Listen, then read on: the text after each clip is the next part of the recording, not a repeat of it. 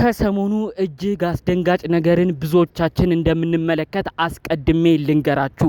አብርሽ ሩታና ልዑሌ ተያይዘው ከሀገር ሊወጡ እንደሆነ ጉዳዩ ከዚህ በፊት የተወራው መረጃ ሁሉ ወደ እውነታ እየሄደ እንዳለ ነው በዝርዝር የሰማሁት። ሩታ አብርሽን ይዛ የተለያዩ ፕሮሰሶችን ስታደርግ በተለይ ደግሞ የሆነ ኤምባሲ አካባቢም እንደታየ ጭምር ዝርዝር መረጃው እየደረሰኝ ይገኛል። አብርሽ ፈዟል የተባለውም ውሸት ሳይሆን እንዳልቀረም በዚሁ እየተሰማ ይገኛል። አብርሽ መፍዘዙ ውሸት ነው። አብርሽ ከሀገር እስኪወጣ ሄርሜላን የሚሸውዱበት ቴክኒክ ነው። አውቆ ነው የፈዘዘ የመሰለውም እየተባለ መረጃው እየተሰማ ይገኛል። አብርሽና ሩታ እንዴት ይሄን ነገር እያስኬዱት እንዳሉ ውስጥ ለውስጥ ምን እየሰሩ ከውጪ ግን አብርሽ የፈዘዘ መስሎ እየታየ እንዳለ በዝርዝር መረጃው ደርሶኛል። አብርሽና ሩታ ከታረቁ 2 ወራትም ተጠግቷል። እጅግ ያልተጠበቀ ነገር ነው በውስጥ እየተደረገ የሚገኘው። አብርሽና ሩታ በልጃቸው የልዑሌ ልደት 7ኛ ወሩ ላይ ነው የተስማሙት። ከዛ በኋላም ነው ከባድ ሀሳብን አስበው እዚህ ሁሉ ድራማ ውስጥ የገቡት። በዝርዝር ላስደምጣችሁ እባካችሁ 2 ደቂቃ ብቻ ሰጥታችሁ እንድትሰሙኝ በአክብሮት ልጠይቃችሁ። ሰላም ውድ የሀገሬ ልጆች፣ በተለያዩ ዓለም ሀገራት የምትገኙ በያላችሁበት ሰላማችሁ ይብዛልኝ። ቅንና ጥሩ ነገር ሁሉ ለሰው የምትመኙ እባካችሁ የዛሬውን መረጃ ትክክለኛና ቅን በሆነ መልኩ ሰምታችሁ ለትክክለኛው ሰው እንድትፈርዱ ነው በማክበር እምጠይቃችሁ። እንግዲህ አብርሽና ሩታ የልጃቸው የ7ኛ ወር ልደት መከበር ከጀመረበት ጊዜ ጀምሮ ነው መስማማት የጀመሩት ብላ ነው አንዲት እህቴ በዝርዝር የነገረችኝ። በተለይ የልዑሌ 7ኛ ወር ሲከበር ኬክ ይዞ መጥቶ ነበረ። ከዛ በኋላ መስማማት ጀመሩ። ነገር ግን ሄርሜላን ከህይወታቸው እንዴት እንደሚያስወጡም ሲወያዩ ነበረ። እኛ ችግር የለውም አብርሽና ሩታ አንድ ቢሆኑ ደስ ይለናል። ነገር ግን ይሄ አብርሽ ለምንድነው ሄርሜላንም ሩታንም ተስፋ እየሰጠ በሴቶች ላይ የሚጫወተው? ኦዲየንስም ቢሆን አንድ አቋም ይውሰድ። ለምንድነው ሩታ ጋር ሲሆን ከሩታ ጋር እየደገፉ ሄርሜላን የሚሰድቡት? ከሄርሜላ ጋርም ሲሆን ሄርሜላን እየደገፉ ለምን ሩታን ይሰድባሉ? ለዚህ ሁሉ ተጠያቂው እኮ አብርሽ ነው ብላ ነው እንግዲህ አንዲት እህቴ በዝርዝር መልእክቷን ያደረሰችኝ። በተለይ አሁን እንግዲህ አብርሽና ሩታ ከታረቁ በኋላ ሄርሜላ እንደማታስኖራቸው ጠንቅቀው ስላወቁ ምን አይነት ድራማና መጡ?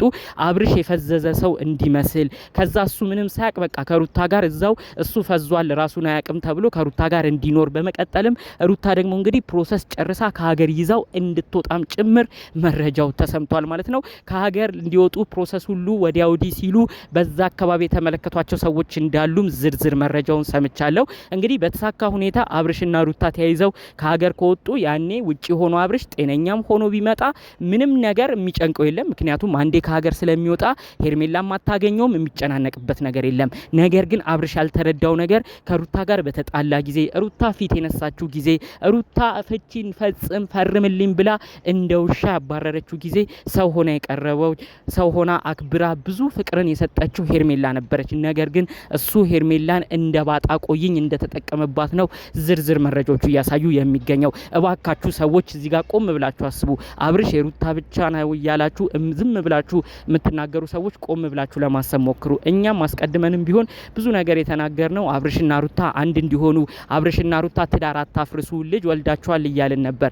ነገር ግን ይሄ ሁሉ ነገር የሚሆነው ደግሞ እንግዲህ አንድ ሰው ሲስማማና ወዶ ፈቅዶ አንድ ላይ ሲኖር ነው። አብርሽና ሩታ ግን ያንን በወቅቱ ባለማረጋቸው ፍቺም በራሳቸው ቃል ፈጽመው መለያየታቸውን ይፋ አድርገው ነበር። በዛ መሀል ነው እንግዲህ ሄርሜላን በደንብ ወደና አብርሽ ህይወት እየተጠጋች ከአብርሽ ጋር መኖር የጀመረችው። ተመልከቱ። ከሄርሜላ ጋር ደግሞ አዲስ ግንኙነት ጀምሮ የፍቅር ህይወትን ጀምሮ ትንሽ ተስፋ ከሰጣት በኋላ ደግሞ ተመልሶ ወደ ኋላ ሲያፈገፍግ።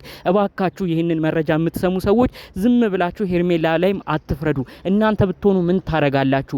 አብርሽ እኮ ነው ፊት እየሰጠ እቺንም አገባሻለሁ ያቺንም አገባሻለሁ እያለ እንደዚህ እያረጋቸው የሚገኘው። አሁን ደግሞ እንግዲህ ጭራሽ ከሀገር ለመውጣት ሲል ሄርሜላ እንዳታስቸግረው እስከዛው ድረስ ከሀገር እስኪወጣ ድረስ ከሩታ ጋር ራሱ ለመቆየት ይህን ሲስተም ፈጥሮ እኔ ፈዝጄ ነው አሁን ከሩታ ጋር የምኖረው ብሎ እሷ እንዳትጨቃጨቀው እዚህ ሁሉ ነገር ውስጥ እንደገቡ ይሄን ድራማም አብረው እንዳቀናበሩ ነው መረጃውን የሰማሁት። እመኑኝ አብርሽና ሩታ እንደዚህ ድራማ ሰርታችሁ ከሄርሜላ ለመራቅ ብትሞክሩ መጨረሻው አያምርም።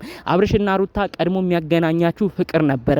ነገር ግን እናንተ ፍቅራችሁን ባለመጠበቃችሁ ጭቅጭቃችሁ በመብዛቱ ነው እስከ መለየት ደርሳችሁ የነበረው። አሁን ደግሞ ሌላ ድራማ እየፈጠራችሁ በዚህ ያህል ደረጃ ከሄርሜላ እንሸሻለን ማለት እኔ ተገቢ ነው ብዬ አላስብም።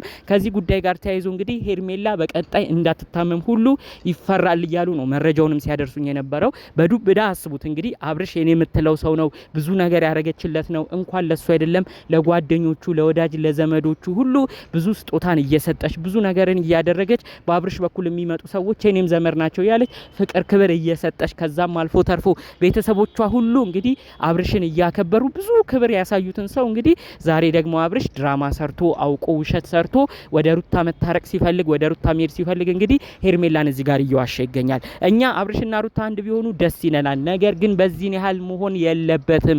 ሄርሜላንም እያስለቀሰ ሄርሜላንም ተስፋ እየሰጠ ሄርሜላ ላይም ድራማ እየሰራ አይደለም ወደዚህ መምጣት ያለበት ብዬ ነው ደጋግሜ ቪዲዮ እየሰራው የምገኘው። እባካችሁ እናንተም እንደዚህ አይነት አቋም ይኖራችሁ። ሴት ልጅ እድሜዋ ቀልድ አይደለም። የሴት ልጅ እድሜ ይሄዳል። እንዲሁም ደግሞ ሰው ላይ መቀለድ ጥሩ አይደለም።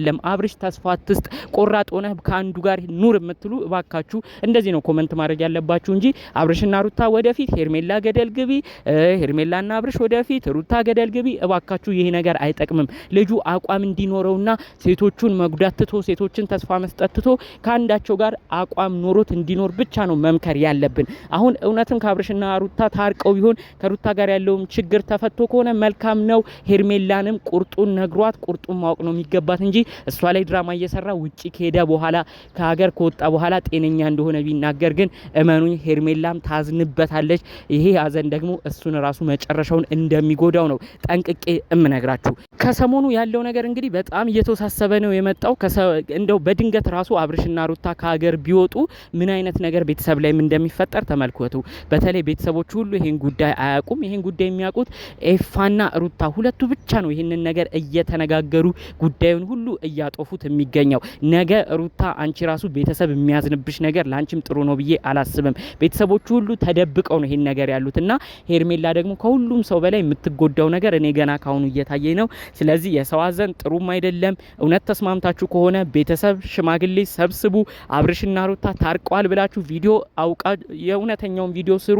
አብርሽ ፈዞም አይደለም በቃ ከሩታ ጋር መኖር ስለሚፈልግ ነው እዚህ ነገር ውስጥ ሁሉ የገባው ብላችሁ ተናገሩ።